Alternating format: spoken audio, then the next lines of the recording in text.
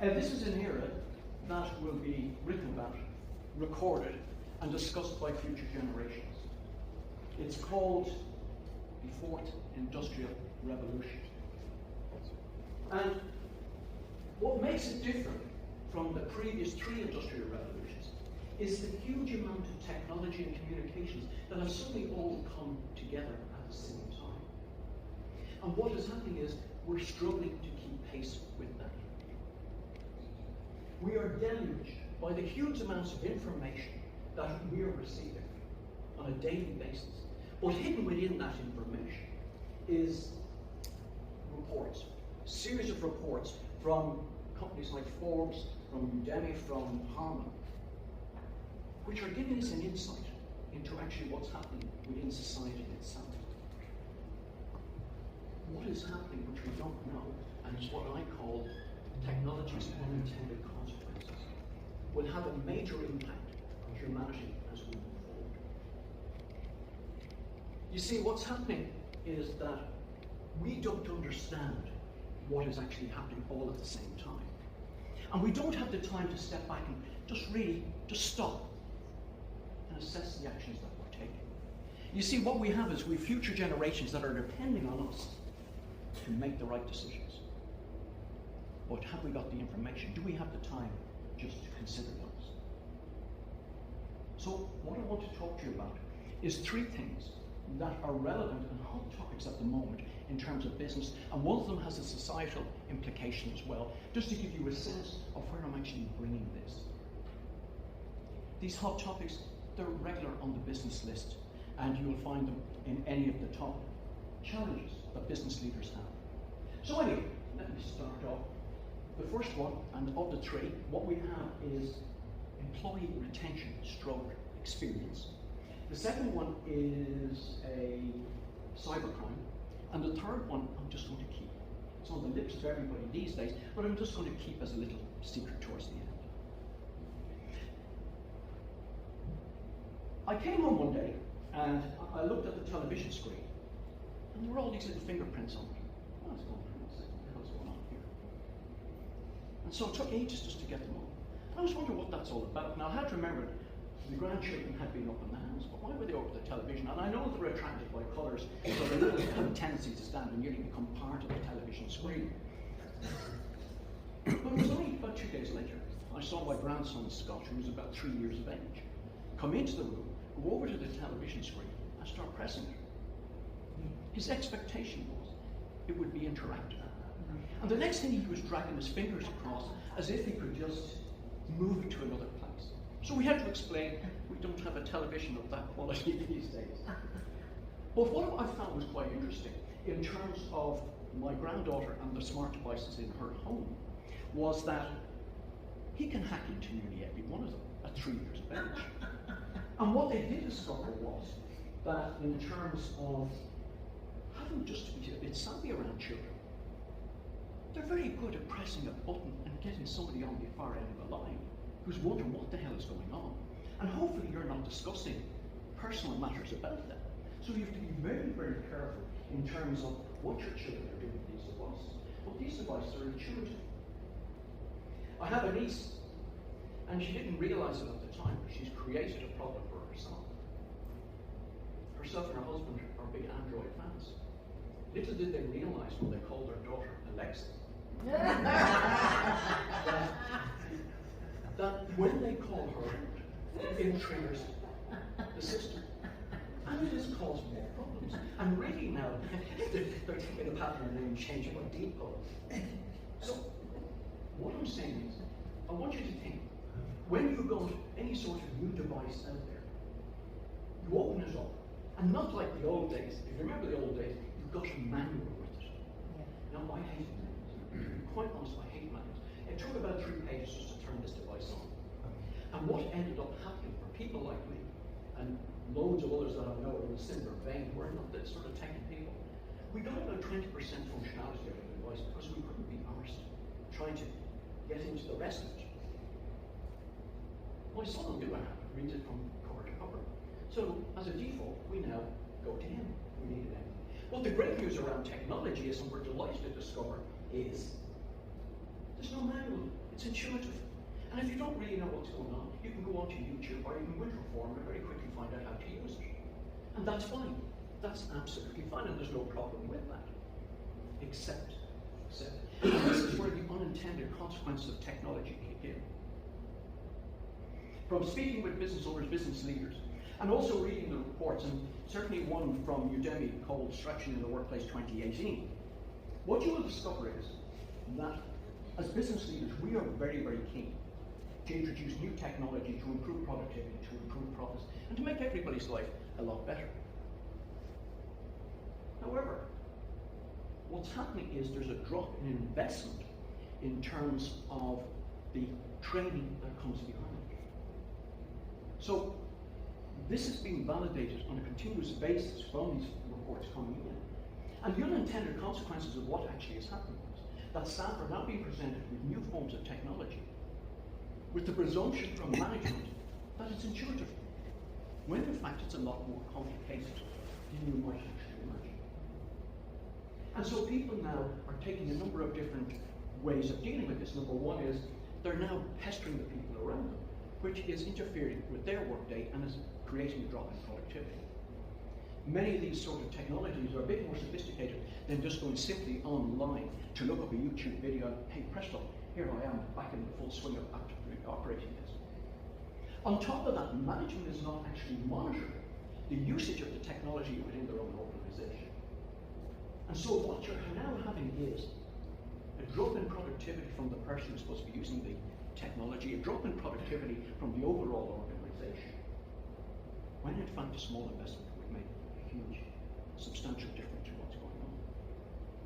So what I'm suggesting is, from your point of view, go back to your own organizations and ask the question, how are we using technology and what sort of training and support mechanisms are we putting in place for our own employees so that they can get the best out of technology and bring this organization to a new level of productivity and profitability.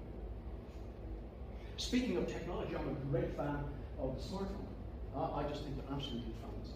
Love them. I think we are. You know, we've all just got hooked. And that's fine. That's fine. But strangely enough, and coming out of, again, further reports from Harman and Aruba, is that more than 90% of senior managers in mid-sized companies have an expectation that their employees will use their smartphone for business purposes. Strangely enough, even larger corporations are doing the same, without thinking of the unintended consequences of where this leads to. And where this is leading to is this. A long time ago, when I was in the workplace, I went into an office and I was given a phone. And it was stuck to a wall. It was called a landline. And I was told this is for business purposes only. And if we kind of cheated the system a bit, I might spend 5 or 10 minutes on it personally. But when I went home, that stayed stuck to the wall. And I had a quality of life outside of the business. With smartphones today, that's not happening. You're on call 24/7. And in an era where we're trying to move people back to a 4-day week, that's the ambitious across Europe for the workforce to move to a 4-day week. How does that work when people are on the clock 24/7? Think of the interruptions that is having in terms of lifestyle. And believe it or not, just as a little aside on one of the reports, this is not real. It's actually affecting the sex lives of people in their personal relationships, the stress levels that are going on. To give you an example, I was talking to the managing partner of a ringing the phone somewhere. That's great. I was talking to the managing partner of a legal firm, and I said to her, "Tell me, what's your policy in relation to your employees and working, say, 9 to 5 day?"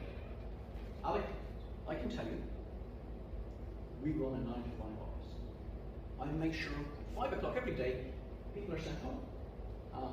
Fantastic. But then I had the follow-up question. Do you ever send them an email after 5 o'clock? Oh yes, I do. Like I might send them something at 7 or 8 o'clock at night, but I don't expect them to answer them. You know, they'll do it till the next morning. But who will wait till the next morning if you are getting an email from the managing partner of a firm that you have ambitions to rise through. So the unintended consequences of what's happening, people are not fully understanding what they're doing within their own organizations. And again, I'm suggesting, and I haven't even talked about GDPR, we could talk about smartphones for the rest of the day here, but we won't, because there's other things happening. Again, you need to look in your own organization. What are the policies around the usage of phones? Should you be providing a company phone?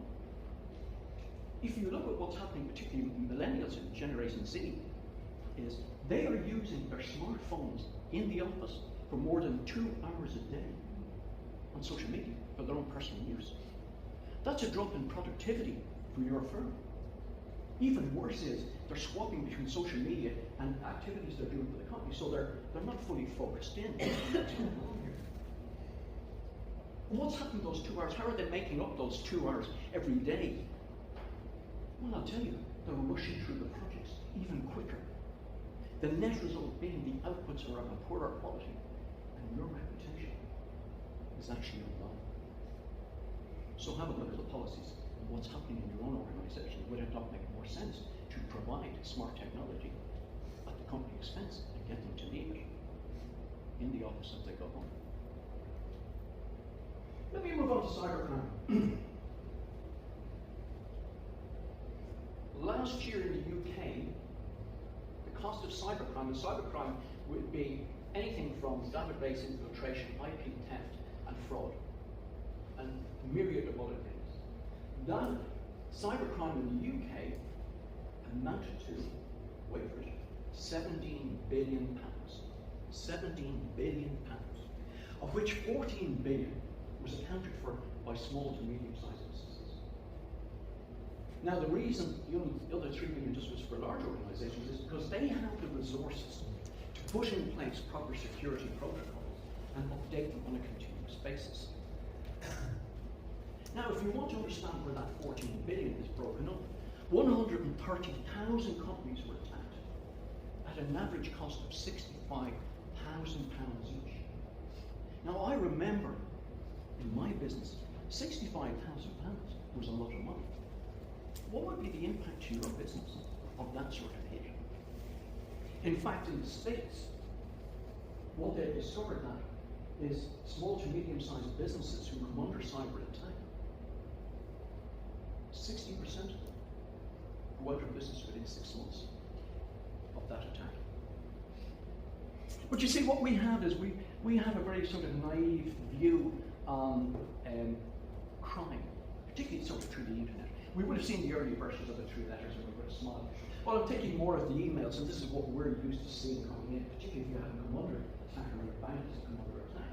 And that is the email from the widow of some murdered politician in some far-off flung country who has managed to squirrel away 20, 30, or $50 million, and who, with your help, and don't forget the grace of God, will get that money out of the country and share the benefits of that with you.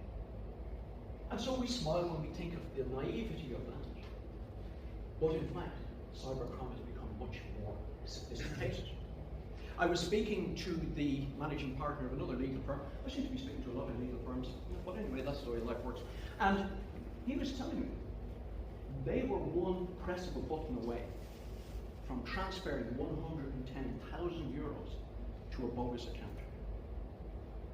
And all that happened was that because of the size of it, had it been 50,000, it would have gone. And they had the fraud squad in, who said you would never see a penny of that again. The sophistication of the crime was that their accounts had been hacked, their company had been hacked, and a monitoring over a 3 to 4 month period of the calendars of the various people within the organization, the accounts department, and the suppliers, meant that bogus invoices were being sent into the company.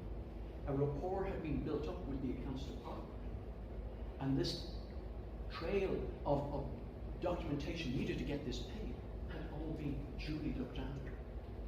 And just purely by chance, because what they did is they waited for one of the more senior people to be away on a particular Friday afternoon. Then they asked for payment, saying that he had given strict instructions that it was to be paid that day. And an alarm bell went off. 110,000 euros. In talking to the fraud squad had said to them, a similar firm not too far away from you, only last week paid out €40,000. But when they realise they haven't a chance of getting it back, don't want any publicity around it, because it has reputational damage for them. So they certainly didn't want to get involved with that. A university earlier this year was hit for €1.5 million. You see, what we tend to forget is that criminals are actually business people. We forget this. Criminals are business people. They're running a business. And what they are doing is they're on a course of continuous improvement. And that is the truth. They're on a course of continuous. And how do I know that? If you look at a Forbes report and the CNBC report on cybercrime the world over, in 2014 it was $445 billion. Next year it's expected to be $600 billion.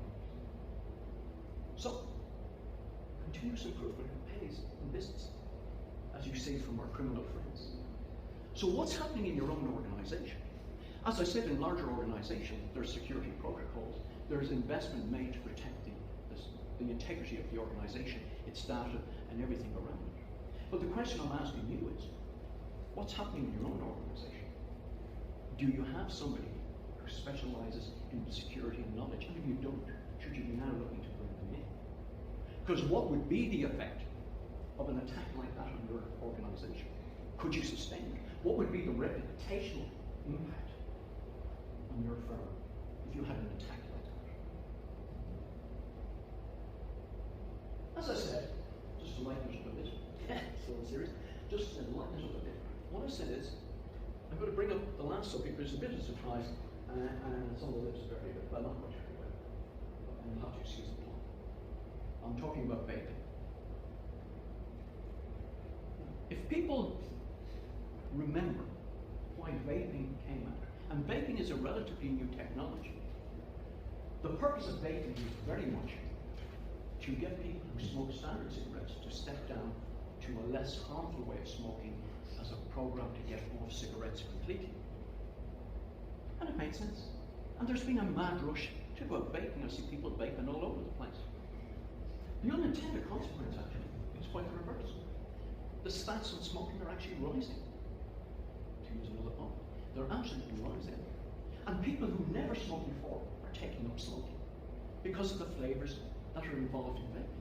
It's become a whole new business. So the unintended consequences of technology, which was supposed to be protecting our health, we have no idea of the long-term implications of vaping in terms of our health, because it hasn't been around long enough. But we do know from the science that more and more people are taking it up. What are the impacts on your business? You may not give smoking breaks to your staff and your employees, but they take them anyway. You're now going to have even more people outside. Further loss of productivity. Worse still, if there's a health implication around it, you could have people missing more than you have at present. So really what I've talked about here is, I've talked about employee retention and experience, I've talked about cybercrime and how it affects business, and these are only tiny threads, and I've just talked about recent technology around vaping. But really what I'm trying to get to you is, because this is a huge subject, and as I said, we will be judged by future generations on it. Technology and its unintended consequences, how is it impacting your organisation? Thank you.